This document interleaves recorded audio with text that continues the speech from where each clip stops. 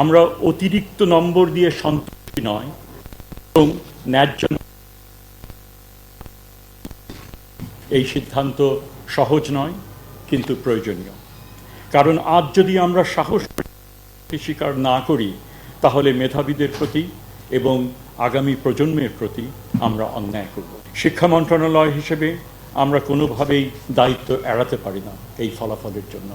এবং এই মন্ত্রণালয়ের কর্ণধার হিসেবে আমার প্রথম দায়িত্ব হলো নিজেকে এবং আমাদের পুরো ব্যবস্থাকে মূল্যায়নের আওতায় আনা। এই ফলাফলকে আমি আত্মসমালোচনার সুযোগ হিসেবে দিচ্ছি। আমরা এখন এমন এক সময়ে আছি যেখানে নিজেদের, শিক্ষা বোর্ড, শিক্ষক, শিক্ষার্থী একত্রে শেখার ভবিষ্যৎ নিয়ে সততার সঙ্গে কথা বলার সময় এসছে। আমরা যা করছি, আমরা সমূল্যায়ন এবং বিশেষজ্ঞ পরামর্শ নিয়ে এগিয়ে যেতে চাই। প্রতিটি শিক্ষা বোর্ডকে তাদের মূল্যায়ন প্রক্রিয়ার একটি স্বতন্ত্র পর্যালোচনা রিপোর্ট তৈরি করতে হবে। International Standard University, New Dimensions in Education.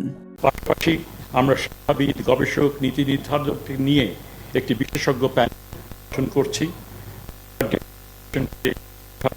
ঘাটতিগুলো চিহ্নিত করবেন। আমাদের উদ্যোগ নয়, সমাধান খোঁজা।